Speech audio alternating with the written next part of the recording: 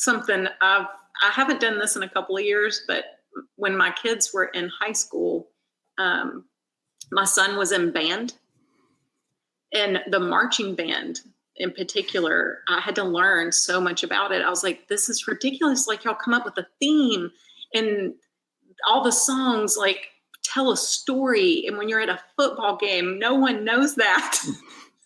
I was like, what if we make images that relate to your story?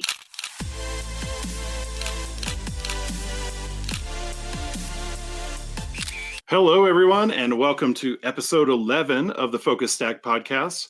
I'm going to just run through the usual stuff here.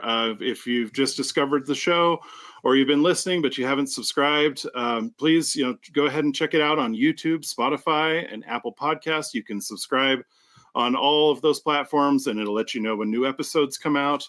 Also, if you're on Instagram and you want to keep up with the show, please subscribe to @FocusStack Podcasts on Instagram. And I'm starting to talk more about this. I did start a Patreon for the show, and then I kind of let it sit for a little while, didn't really tell anybody. But there is a Patreon if you'd like to become a Focus friend for $3 a month. Just helps offset the cost of the streaming services. So with that, one more thing, almost forgot. If you're a photographer and you'd like to be a guest on a future show, there is a link in the description on all of those platforms where you can sign up to be a guest. I'll take a look at your portfolio and then be in touch with you about when we can record an episode in the future. So with all of that out of the way, I want to talk to you about our guest today. It's Jennifer Robison. She's coming to us from Louisiana. Jennifer's work examines the intersection of perception and science and human experience using photography to explore how viewers construct meaning in the world. So with that, let's welcome Jennifer to the show. Hey, Jennifer. Hi. How's Louisiana? It's stormy today, but it's Louisiana. You gotta love a little rain. Yeah. Is it humid? Yeah, 100%. Always? Always. So, Jennifer, I need to ask, is there anything that you don't know how to do? Your website has fine artwork, it has commercial work, it has your work as an educator. Just, wow. Thanks. So, do you mind kind of talking to us about how you became a photographer and how you've become so multidisciplinary? Sure. When I was in middle school, my mom gave me a Minolta film camera, and I started making photographs at a pretty young age. Through college, I wasn't really sure. It just what all I thought of as a photographer was like a wedding photographer, what I'd experienced, getting your portrait made at school. And I felt like art was my calling. And going to college, I started in graphic design. And I think I'm just a curious person by nature. My path was never just like, go to school, graduate, get a job. I did lots of things. I've had lots of different jobs. Through photography, it's such a cool medium. It's afforded me the ability to have experiences I would have never had otherwise. So I don't know. I did commercial photographer about 20 years, and someone asked me if I wanted to teach photography at a community college, and I was like, heck yeah, I'll try anything, and immediately fell in love with that. So I've been an educator for 9 years now. Isn't teaching fun? I love it. It's so much fun. Yeah, it's awesome. Yeah, it's really fun to watch someone that's never seen the magic part of photography learn how to control it and how excited they get. Yeah, it is exactly like teaching magic.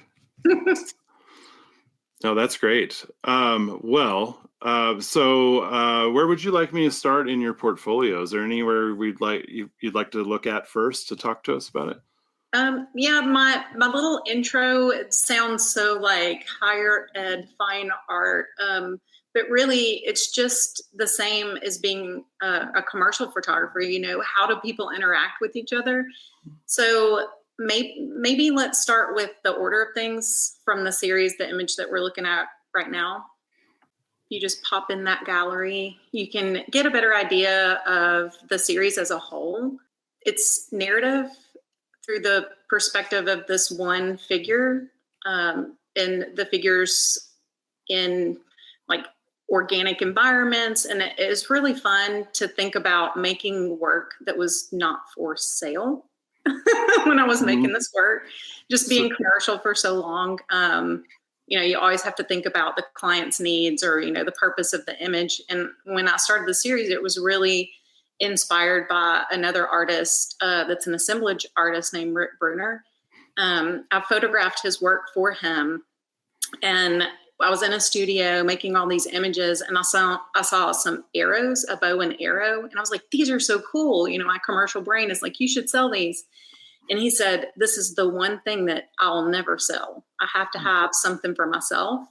And so that was sort of the idea as I started making this work. It wasn't about trying to sell something, or it was just like, what do I want to make for me? So the figure is my daughter. Okay. And it was a really neat experience. While I was making the series, she was going through her last couple of years of veterinary school. Mm-hmm. So she would, like this image here where she has all the butterflies glued to her body. That was, I don't know, maybe like 5 hours of her studying for a veterinary exam laying on the floor. So are those real butterflies? Yes. So this piece is really interesting. It draws a lot of people in. It's one of the first images that I made that I was like, okay, I feel like I've gotten to the thing. There's a lot of iterations before this, but she's covered in blue morpho butterfly wings for the actual print. And then the print is to human scale, and there's actual preserved butterflies pinned into the print. So when you walk past the print, there's a shift and a color change that happens. Are we looking at the print here? So the image on the left is a photograph of the print on the wall with the butterflies pinned. And so the image on the right is just stepping a little bit to the left. Okay. The butterfly that's on her shoulder that looks very brilliant blue, the cyan blue, now looks purple. So this butterfly is actually like over here or right here, right? Yeah, it's like right near her neck is shoulder. Yeah. Okay. So it's a real butterfly. Yeah. And they shift and change, right? Iridescent. So it's colorless. So when people stand in front of it and I talk to them about the work, it's, what color is this butterfly? And I'll get a range of answers, but it's usually in something around blue. When you say it's colorless, just because it's iridescent and it reflects so many other colors, it's like not a fixed color? It's structural color. So the jewel beetles that I photograph, if you want to go to the image where her back's covered in green. So these are jewel beetle wings. All insects have 4 wings. Beetles have hard elytra wings that open like car doors, and then they have these big fluffy wings that fold out. And in this image, she's covered in the elytra, the hard wings. And these are thin film color, so structural color again, but it's more like a soap bubble where the light is going through layers instead of going through actual like sculptural structures. Where did you become interested in working with the insects? Well, just coming up with like, what is my central focus? Like, what is the one thing that's going to tie all the images together? The core of something that would represent me for things that I've been through.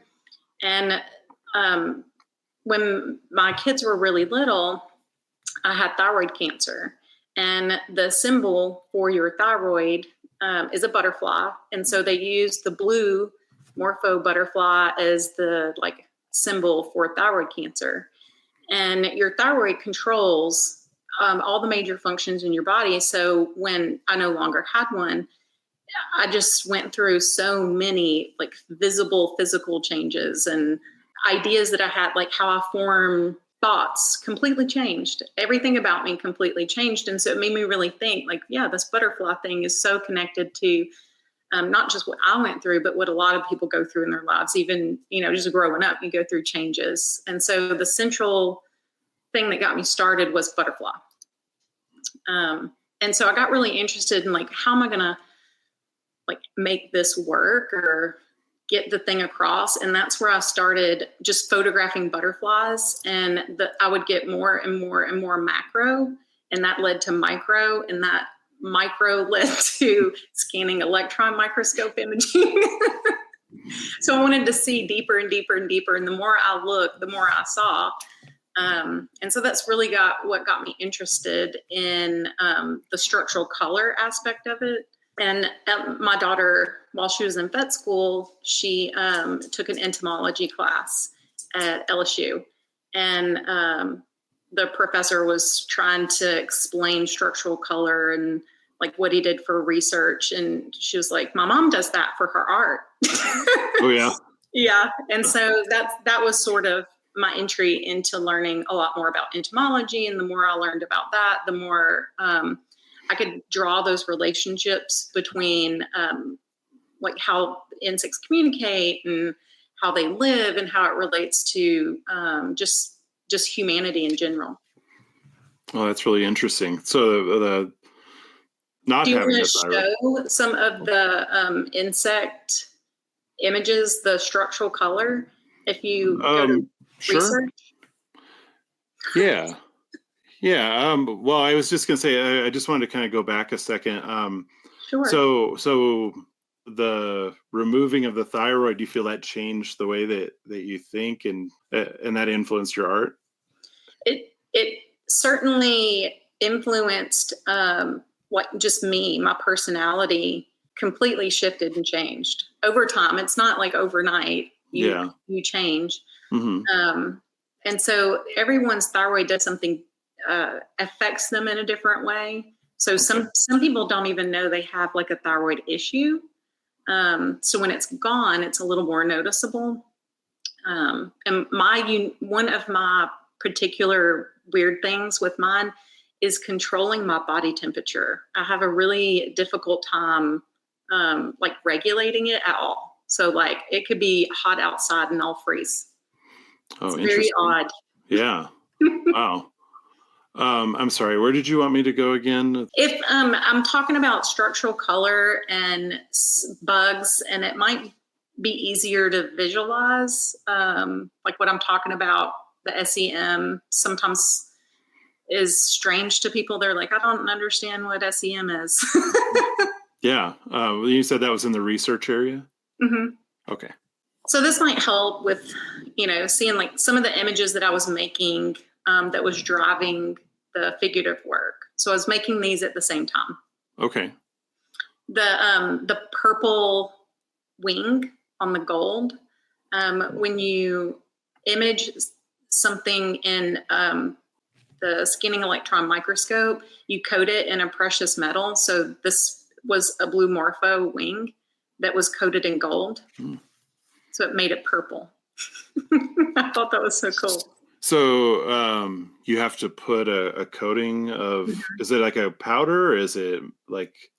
Yeah, it's nanometer. Like I'd heard nanometer before, like we use that word or hear that word. And it was super cool to have something visible that was in relationship to that word, where you're laying nanometers of substance over the organic material.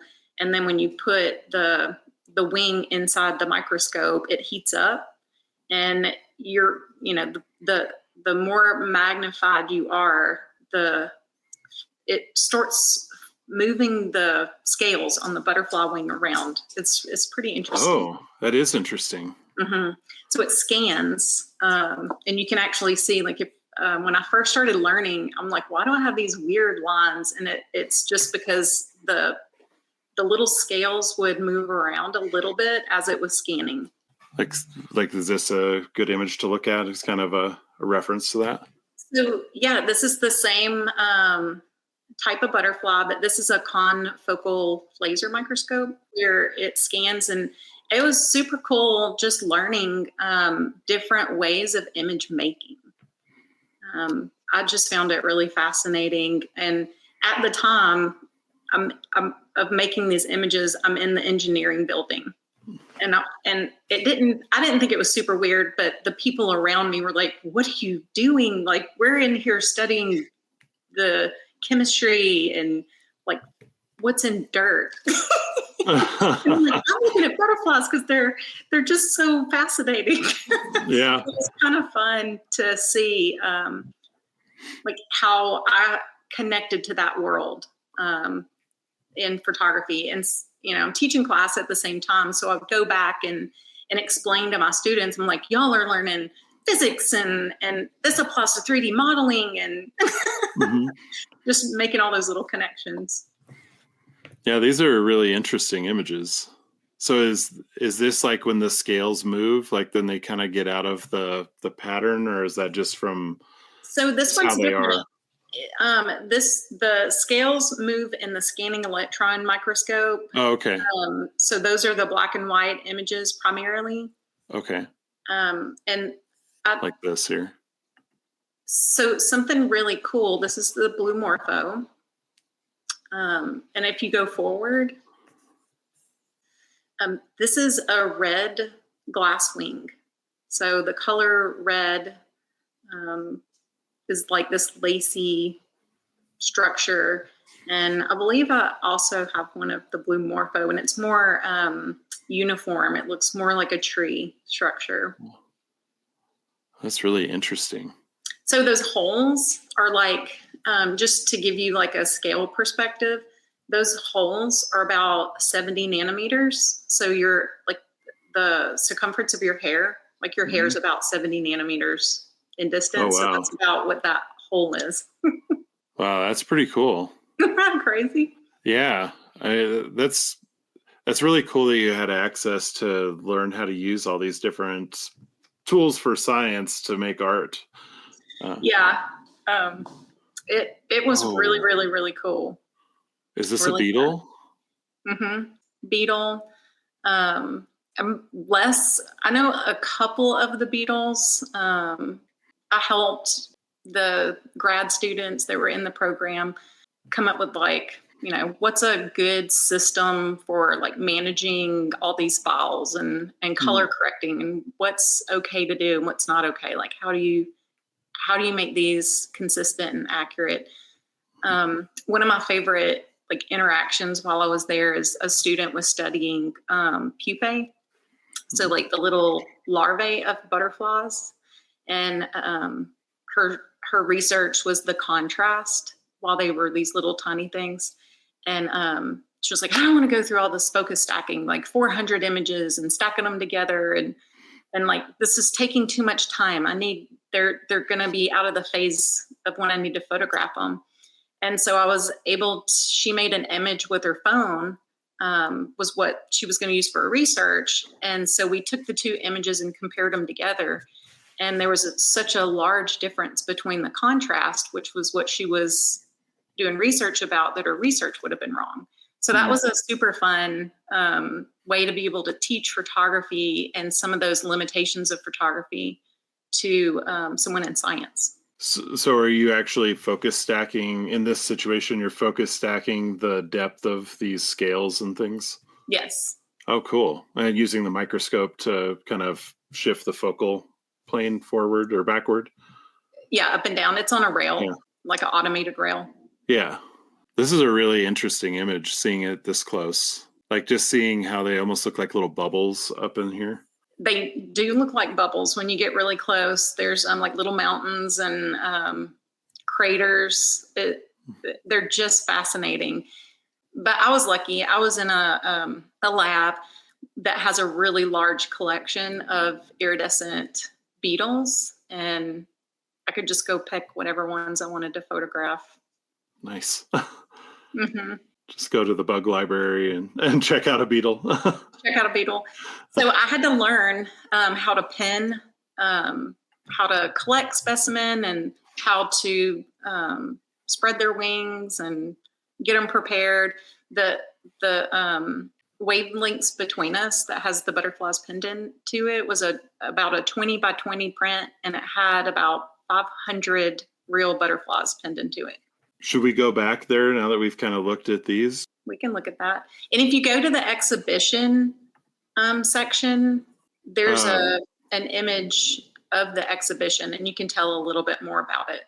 So that gives you an idea of scale. And you can see the butterflies kind of cast in shadows, so you get an idea if they're real. Yeah, it took me almost a year to spread all the butterflies and get them ready for the show. This was the curator's idea. In what sense? This was a show based on iridescence that was a collaboration between the professor at LSU and myself. I wasn't sure that he really understood or realized all of the artists that looked at his white paper research that inspired some of elements of what they did in their artwork. And so he had an idea for a show, and I was like, I'm pretty sure these artists, if you go look at them or reached out to them, would be really interesting and complement the show. And so the Louisiana Art and Science Museum hosted iridescence for a year. And I had 3 pieces in the show, and when we were just talking about, what do you want to have in the show? What are these people probably going to submit to the show? The curator was like, have you ever thought about filling the entire wall? And I was like, that sounds fun. Yeah, right. Until I'd made this piece, it's still full scale, but I did not fill a 20-foot span. So it was way less butterflies. Oh, yeah. That'd be a lot of butterflies for a much larger one. So is that like an adhesive vinyl or something, or the prints? Yeah, it's printed on vinyl, and it looks just like a photographic print, and it was installed in, I believe, 4 pieces. It's pretty cool. And then after they installed the print that has the butterfly, on her body, then I came in and pinned all the butterflies in, and my daughter actually came and helped. Oh, that's fun. That's a nice little bonding moment. It was super fun. And in the exhibition, actually also had some of the scientific images that I was making, the SEM and the micro images. Should I move forward to see? Sure. Oh, there's a close-up. So when I submit work to exhibitions, once they're there, I usually get some comments of surprise that they don't realize there's going to be physical pieces. It's not just it's more than just a print. So taking the images of, you can see the beetles even look blue. So in the very bottom corner, there were a couple of little beetles, and they look blue instead of green. And so these were the other 2 pieces that were in the show. There's a couple moths that are pinned into the dress on the first piece. And then there's jewel beetles that are flying in and out and landing in the second piece. How hard are these to ship? They're pretty light. Yeah. They're just big, but they're very lightweight. And the frames are actually based on the entomology drawer. Oh, so yeah. Look on the bottom, they have the little name in the pull. Yeah. Oh, that's cool. It was fun. Just because I'm wondering if someone's going to ask, the butterflies, they're all, how do you collect them? And they die on their own, right? Yes. If you keep going forward, you'll see the image. This is a collection of not just my images. There's also some of the other students that were working in the lab. This was sort of just to show off what the lab makes research about. Seeing it in a beautiful way is sometimes really inspiring to people versus just thinking, there's somebody with test tubes running science experiments, Yeah, I love the tile formation with these. Yeah, it was a really fun show. All the bugs die on their own. Yeah. You're not out there just slaying butterflies. Yeah, yeah. They don't live very long. So usually if you go to like a butterfly garden and they're flying around, that they only live a few days or a few weeks. There's the little pull tab in the label. Yeah. So thinking about like, how do you present work, or, how are people going to experience it and interact? I think a lot about that relating back to me just making these observations. I'm also really interested in how someone's going to experience the work that I make. How are they going to talk about it? It's really easy to have a conversation about a color and someone tell you, you're wrong. It's not that color. It's not really even a color. And someone will say, yeah, you're right. Okay. Thanks for educating me or telling me. And it's such an easy entry point to have those conversations where, the subject really isn't about blue at all. It's more like, how do you talk about religion with somebody and have them be open-minded enough to understand 2 points. Okay. Or different perspectives. So it's sort of like, I believe this is blue, but, right. And then someone else says, I believe this is purple. Right. And then you kind of come together to have that conversation that maybe it's something else. Right. And the imagery is layered. And so I think, humans are a lot like that. We dress a certain way and we drive a certain car and we present ourselves in a certain way to be perceived, right? Kind of like the bugs. We form in a certain way. But the images that I make have layers that also connect to, if you know something about the flowers or the trees, the species, or something about the particular bug that's in there, or if you have an idea, something about me, then you start collecting all those layers and the images mean something completely different. Just like getting to know somebody. Yeah. That's really thoughtful. Oh, this is cool. So those little those are beetles on top of that. Like, so, I love that on the finger. That's fun. This is in a art collector that lives here locally in her house. It has a magnifying glass where I popped the glass out of the magnifying glass and I put in a circular polarization filter. And so this is a really old phenomenon. It's not new, but this particular beetle, when you reverse the circular polarization, it changes color from green, like lime green, like the leaves, to the color of her hair. So like the red color. Wow. So I have these beetles pinned in the leaves and in her hair where they blend in, but stand out in her hair. And when you flip, and it's totally up to like the level of engagement also. Like, how much does someone want to interact with this? So there's no sign that says pick up the magnifying glass. If someone does, they may or may not have it turned a particular direction, and they may or may not flip it around.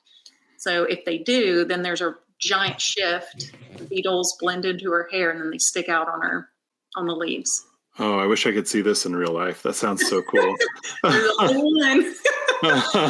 It's in a collector's house. Yes, it's. Should I just stop by? Yeah, I'll tell Pam. Heads up. Oh, that sounds really cool, though. I can imagine that the moment of discovery, if they do figure it out, it's like, whoa, Yeah, it's a fun reaction sometimes that people have. These are those same beetles? Yes. The entomology box was part of the piece. And so, just to the side of the piece, there was a entomology drawer that had different bugs in it. And this is someone that actually like picked it up and was, noticed it on the box, and then later made the relationship to the piece. So that was fun. Is this the magnifying glass with the polarizer in it? I see it. Okay. I can see them kind of shifting to, it looks like a darker color in the background, maybe. That's cool. Oh, the quilt. So this was, I love collaboration. collaborative projects with other people.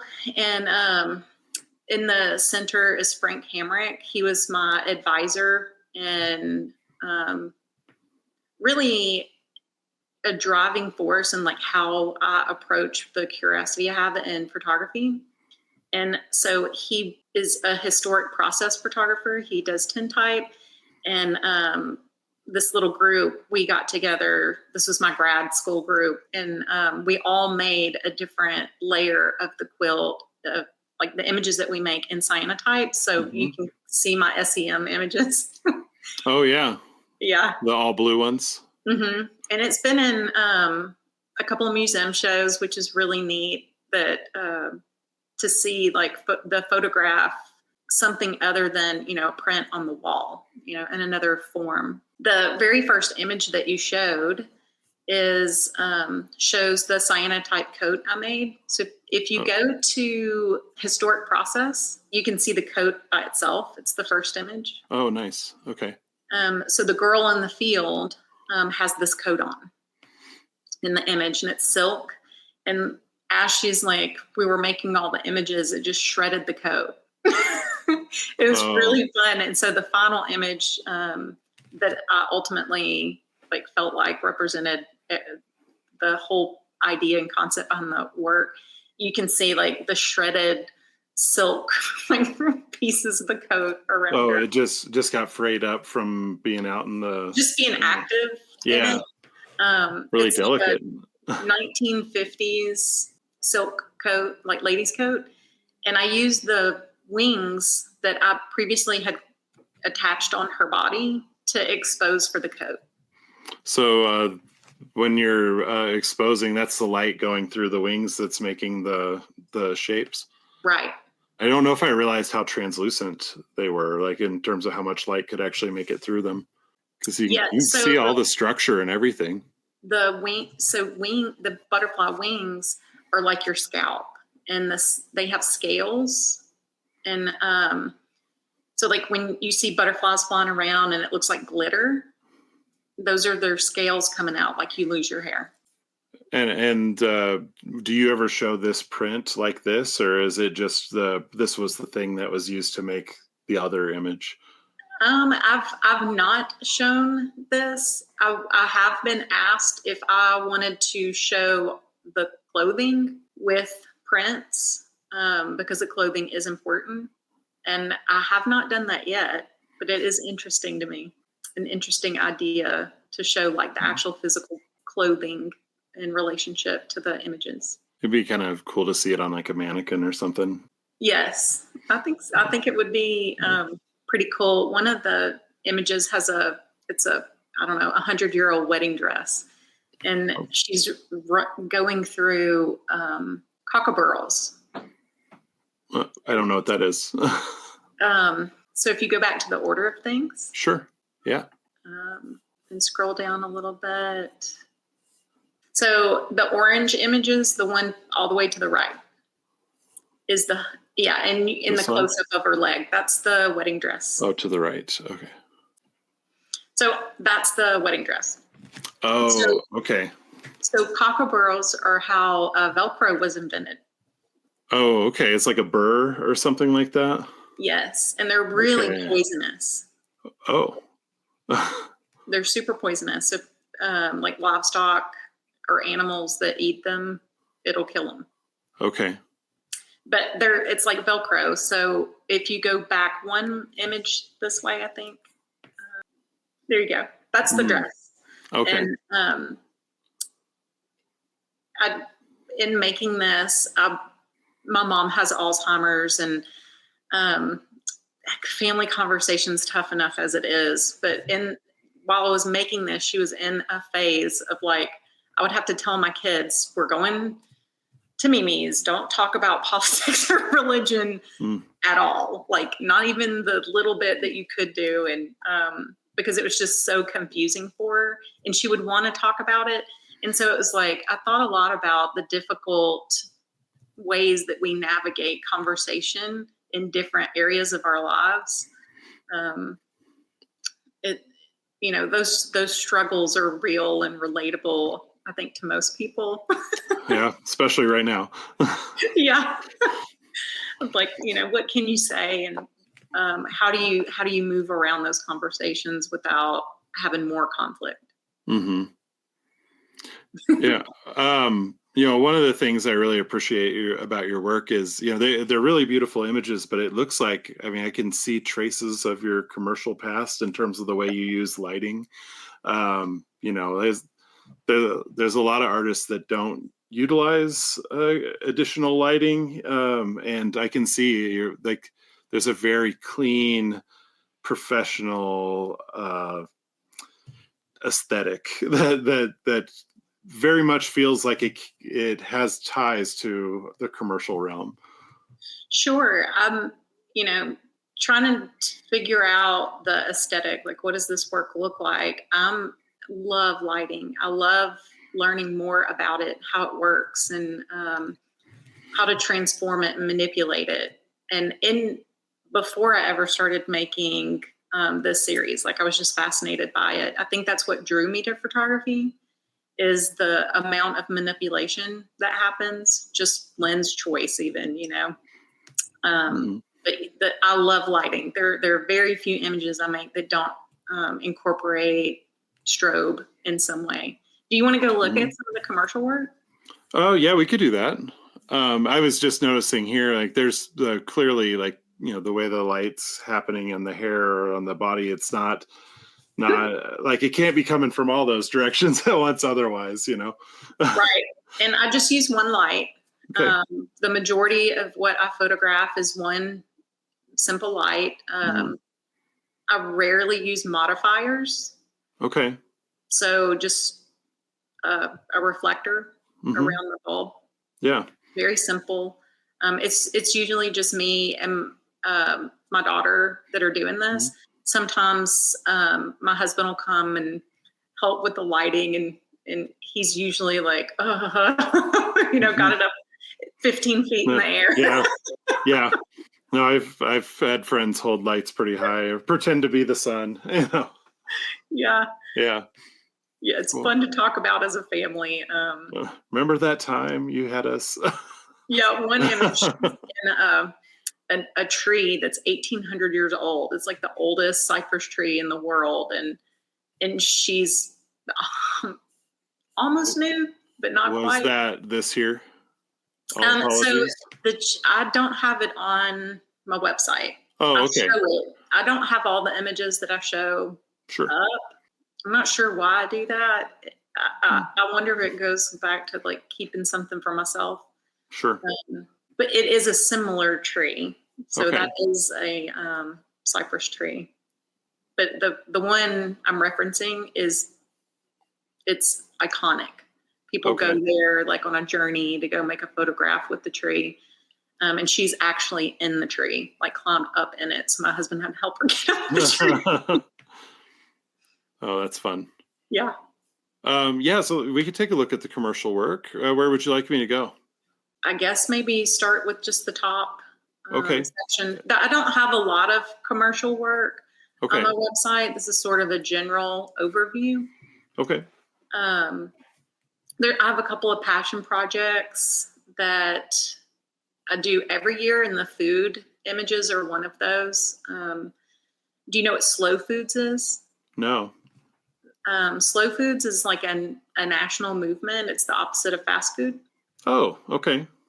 And Slow Foods North Louisiana happens in Shreveport. And I have photographed it. They do this event called Fete on the Farm. And I've photographed it every year that they've had the event. So it was cool. This past year was the 10th year. And we went back and looked at all the years that I photographed. It's the event happens at a farm here locally, a self-sustaining protein farm called Mahaffey Farm. And I photographed the family whenever I do this event every year, and photograph the chefs. Different chefs get invited.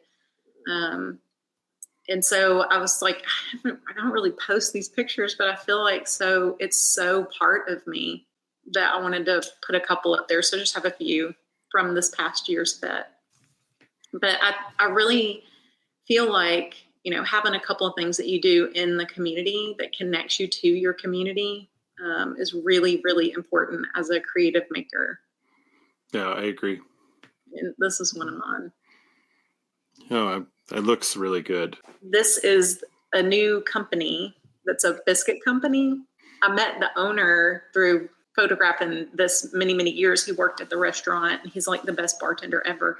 And him and his wife started a biscuit company here that is so good. And this is what they brought. They made the sherbet. They made ice cream and with the biscuit crumbles. It was just so good. Oh, yeah. Insane. I just love I love being in a community and doing things within the community and showing like other creative people that are around me, that I end up doing lots of stuff. If you scroll down a little bit, you'll see what I'm talking about. Yeah, no, I mean, you've got everything, and you got products, you got pets, you've got musicians. This right here is something I haven't done this in a couple of years, but when my kids were in high school, my son was in band, and the marching band in particular, I had to learn so much about it. I was like, this is ridiculous. Like, y'all come up with a theme, and all the songs like tell a story. And when you're at a football game, no one knows that. I was like, what if we make images that relate to your story of all the marching band? And so I did this every year, the whole time my kid was in marching band. And a couple of years after. So it just, the students loved it. And I think it helped connect the community to some of the, like all the work that went into the planning and the idea behind the story of the music marching band was playing at the football game. I mean, the set for this is really beautiful. So the set is one of my friends. His name is Hunter Leone. And he is like an international photographer. He does workshops here in Shreveport, and people come from all over the world to attend them. If you've ever seen the little girl meme where she's holding the crown and it's black and white, she's looking up, holding a crown on her head, that's his photograph. Oh, really? Yeah. He's just a really cool dude. And they had this theme of like speakeasy, kind of Louisiana.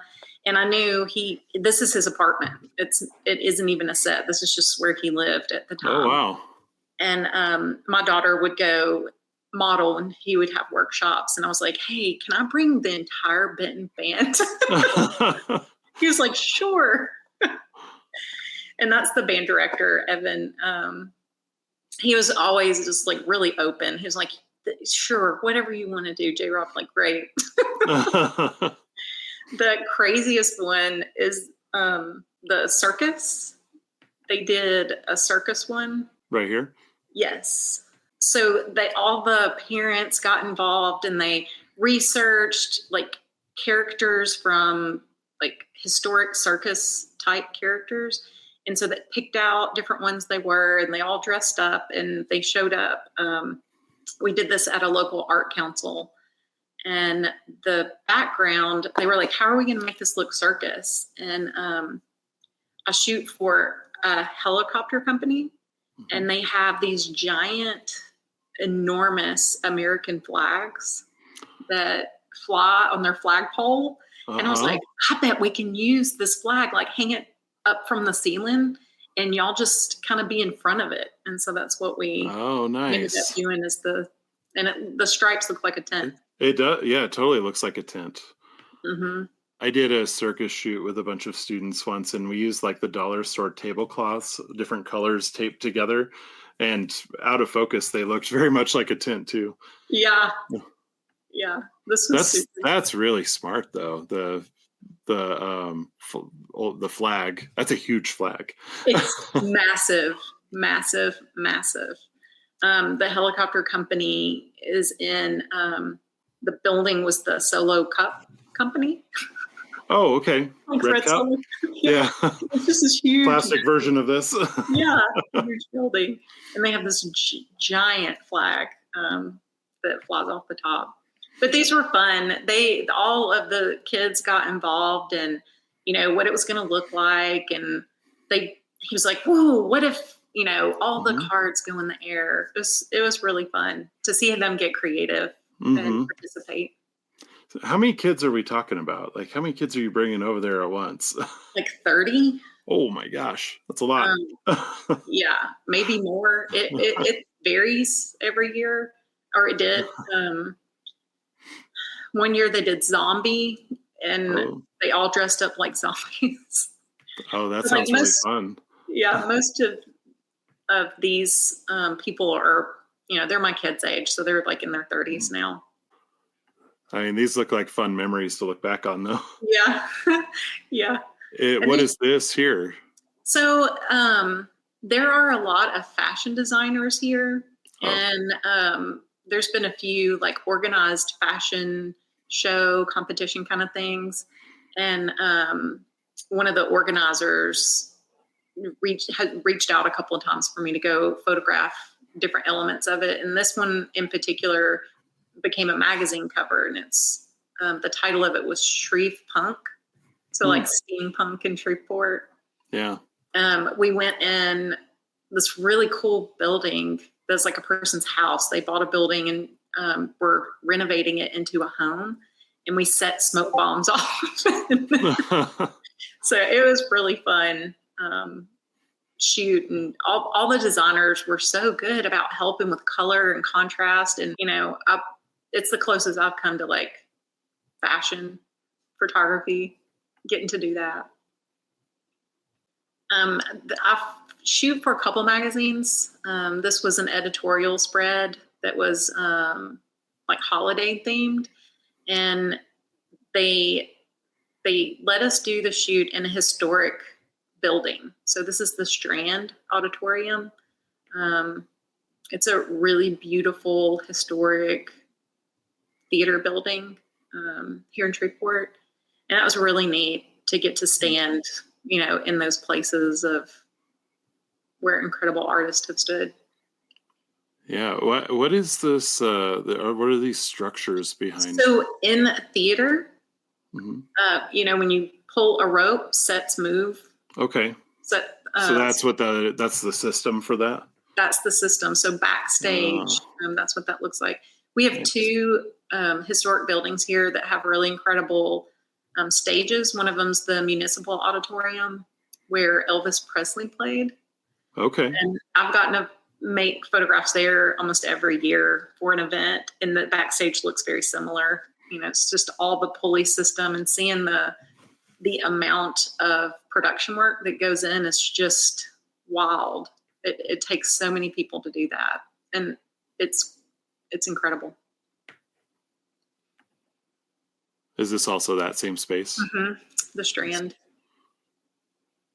It's just, how can you, I could be the worst photographer in the world, and make a photograph in there, and it's going to be beautiful. This was a campaign for the Louisiana Tourism Bureau. Oh. Soulful was their take. And so these are all musicians, and we made photographs in different locations around town. This one's in front of a mural that's downtown. And so people would recognize, like, try to guess the different places or recognize the different places that we made images. It was fun. Yeah, those are fun. And that was one of the musicians. Very cool. Do you want to look at the helicopters? Yeah, let's go look at some helicopters. Is that here to there? Yes. And there's just a few. They're a little particular about images that I can post. And so there's just a few on here. But this company is so cool. I tell this is the story I tell every class I have, is how I ended up doing this. Okay, I'm ready. So once upon a time, I shot a bunch of weddings, and I still do. I still photograph weddings from time to time, if I can. But I was like hustling. My kids did all kinds of crazy stuff I needed to work as much as possible. And I was photographing a wedding, and nobody was having fun at the wedding. And they had this incredible band that was just like amazing. And they brought all these lights. And I think it's just that awkward period where the guests aren't getting into it yet.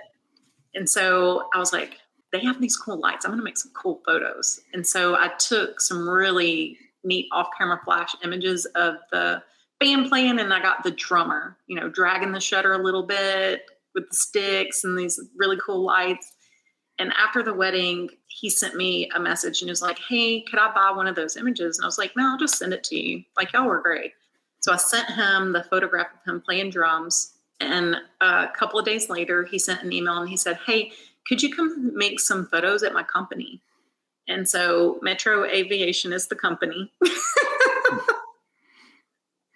And I've worked for them, depending on, what's going on in my life, sometimes more, sometimes less, for 17 years. Oh, I think it just goes to show, like, you just never know. Like, you give somebody a photo and it could turn into, a repeat client. I tell my students all the time, like, there's these little micro connections that happen, and it is really impossible to know, like, what you're going to gain from it. That's a lesson I learned from Frank. Shout out to Frank. Yeah, we would be doing something crazy like making paper, and it's like, how does making paper relate to photography? Like, I don't get it.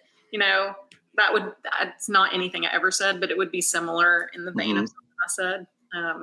And it's like, yeah, you don't know, but making paper has done so many things for me. I've made food for these really crazy music venues using the paper making skills that I gained. And then I've met really crazy people that have changed my life in other ways that came from that interaction. And so it's like, you never know where things are going to come from. You just need to be open and curious about all things. Yeah. Oh, that's great advice. So in this situation here, you're in another helicopter, photographing a helicopter. Yeah. So I had no idea this existed, but maybe a month ago, one of my students in class said, hey, Miss Jennifer, I Googled you. And I was like, yeah, what'd you find? And he was like, I found a video of you in a helicopter. Okay. So everybody that's watching, go and Google Jennifer and helicopter. It was the first time the owner got so tickled of what it was going to feel like. I was like, what is this going to feel like? I'm a little bit obsessive. I obsessed over what is it going to feel like? What am I going to experience? Because the one I'm in has no doors on it. And they actually brought in a professional aerial photographer to teach me how to do air to air. And I thought that was so cool that they cared so much about working with me that they brought someone in to teach me the thing for them. And that's sort of my takeaway for students. Sometimes I'm like, you don't have to know everything. You just need to be a nice person and make people enjoy being around you. Yeah, being a nice person goes a long ways. Yeah. So it was really cool. I got to learn, I use this to teach shutter speed and why would you want to be in shutter priority? And so this is really an art of the two pilots being in sync with each other, where the motion really is coming from the rotors. So that's they want it to look like that. They want to see the blur so it doesn't look like it's frozen and falling out of the air. Right. Or that it doesn't have any propellers or anything. Right. Yeah. Right. Yeah. It's a cool experience. And I use this to talk about painting with light. Helicopters are big. And it's really expensive to move them around. You got to have a bunch of people to do kind of everything around them. So this is just sitting in a hangar with probably, 40 other helicopters and equipment where they're building them. So there's stuff all around it.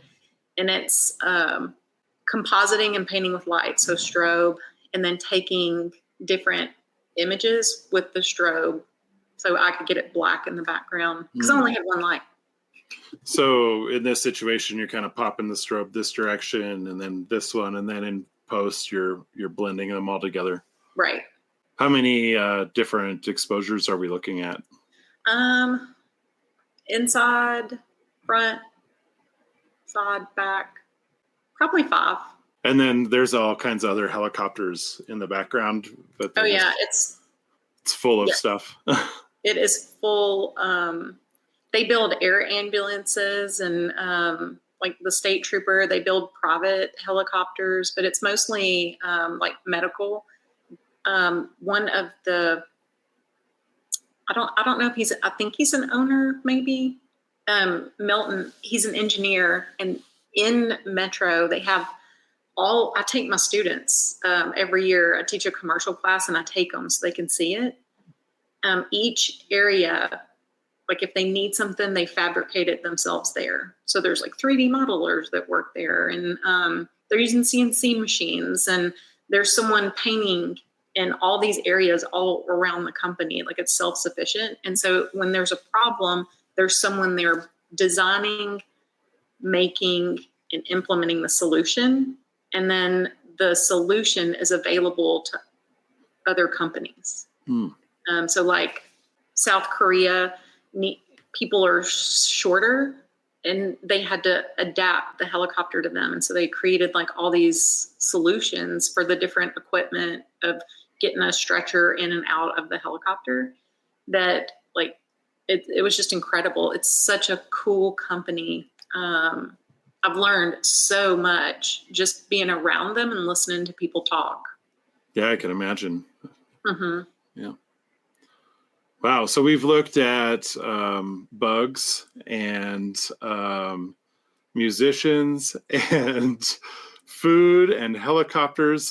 Just going back earlier, is there anything you don't do? Is there anything? I don't know. Just so curious. The most recent thing I've done was built a dollhouse and put a photograph on my dollhouse. Is that here? If you go to exhibition, there's a couple of images in there. In here? Mm-hmm. Okay. Yeah, there's my dollhouse. The blue background. Blue background, this? It's really hard to explain visually. Like there was no real good way to make a photograph. This was the Ross Lynn Foundation does an artist interchange every year. It's happening right now. And it's probably one of the coolest things. Just like trying something new where you don't know who you're going to work with. I submitted to do this interchange, and they pair 8 artists together, and you work with one every week. And then after you do that, then you spend the rest of the time making an exhibition piece. And so I was paired with the guy that's standing, you see next to me. His name's Clifton Hacker. Mm-hmm. And he's a neuroscientist researching Alzheimer's. And we got paired together. And this is the piece we made it's about perception. He's very much about that with his research. The 2 center images are sheer fabric that hung from the ceiling that's like life size. And they were back to back. And then my dollhouse was on one side of the gallery, and then he made the painting and it hung on the opposite. Oh, interesting. Okay. And it was like how we present ourselves or see ourselves versus how, how we feel on the inside. And he was like, what are you gonna make? Are you just gonna do a photograph? And I was like, well, I'm gonna try to do something that's more like painterly or painting. And it turned into a dollhouse. If you go to another image. Oh, he is super funny. Yeah, we're still friends. He's funny. So we made like paper dolls. Yeah, we made paper dolls. Okay. That's actually a card that has like, my students see me one way, and that's how I dress and go to school. And then I, have my person that's out in entertaining land, and then I have my work, photography, and then, my personal. And he's very much like that too, working in the lab. And then he also paints and academic, I like the Tick Tick Boom and the TCB. The titles are really fun. Thanks. This was a really fun project. Is this part of that? No, this is Oh, different. If you go the other way, you can see the dollhouse actually open though. oh, I see part of it there. Yeah. So Oh, is this it here? yes, So it's when you were calling it a doll house, I don't think I realized it was a doll that was a doll house. it's a I house. see. It's a house that's a doll. Yes. So the dollhouse opens and it has an elevator in it. So you can crank the elevator and go up 2 floors, and then it'll go up through my neck, and the crank's right here on my neck, and my head opens. That's fun. It was really. So where's the crank at? I'm looking. I'm trying to. It's in my neck. You probably can't see it from this angle. Yes. Yeah. Okay. Oh, okay. Is that what that is? This. Yeah, it was so hard to try to like explain like how do you see these things. So the man is looking at my actual photo. Uh-huh. He's having to look through. It goes through to his painting, and so if you're standing on the other side, you're looking through. Yeah, I can see you kind of coming through the background there, through the sheer fabric. Yeah. So this is usually in my office, and I brought it home, and it was in my daughter's room. She came home for something, and it scared her. It was jarring. She was like, "I did not expect to see you in my room." Mom. Yeah. And so it's kind of fun to put in my office, and people have walked by and thought I was in my office, even though that's funny. It looks like me. Exactly. But. They're like, "Oh, hey, Jennifer." Oh, never mind. Yeah. Talking to the dollhouse again. Yeah. It was fun, and I got to make all the stuff in it, and so all the little miniatures. I made most of them, and it's a really fun project. I've enjoyed it so much that I think I'm gonna like keep making this type of work in some way. I'm really interested in the idea of like miniatures and big versus little. And am I seeing butterfly wings in one of the rooms there? There are. Okay. There's a lot that just references back to just my life. So the 2 bottom floors are conceptual. They look like real rooms. Like one looks like an office, one looks like a bar. But all the stuff in them is so bizarre. Like the bottles in the bar, the labels on them, they're not alcohol labels. They're like fear or anxiety. And then there's a fire hydrant that's like a bad vibe extinguisher. So they're more like, wow. How you separate work and personal. Like, I don't know. I just got through watching Severance, and I'm like, yes, that. And then if you go up a level, it's the same concepts, but just more abstracted. Okay. And there's a brick wall, like an actual like teeny tiny bricks. They're separating those spaces. It was fun to make. Yeah, I can imagine. I love the little clouds coming off the wall too. Yeah. I'm thinking this needs to be outside my office, and the clouds need to be like things that I want people to think about. I'll write in my little clouds every day. Like fortune cookies. Yeah, exactly. Well, that's fun. Well, we are just a little over an hour, so I'm going to take us out here real quick.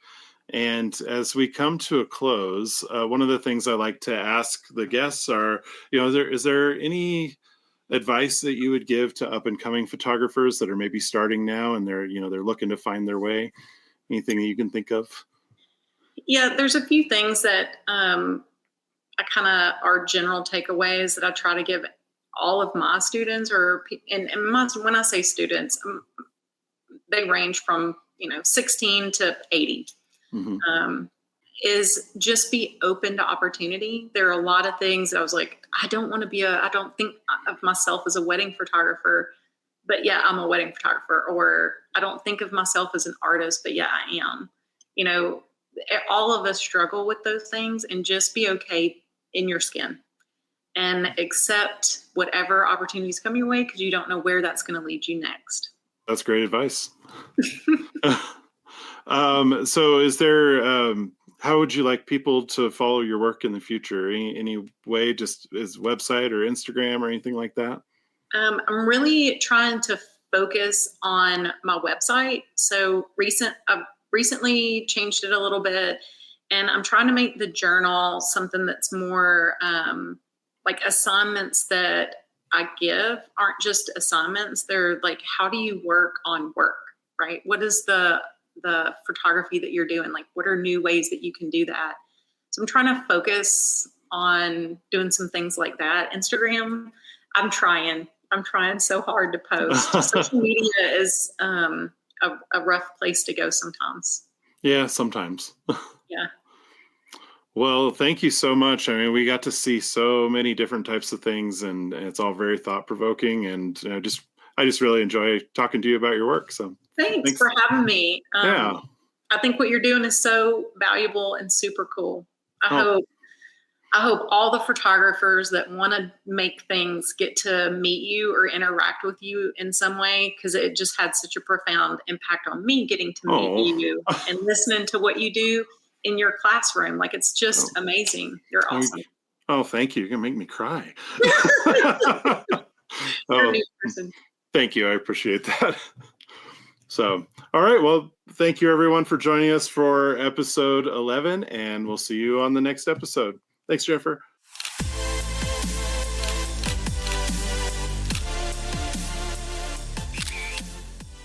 If you enjoyed the show, please like, subscribe, and leave us a comment. It helps us connect with more photography lovers just like you.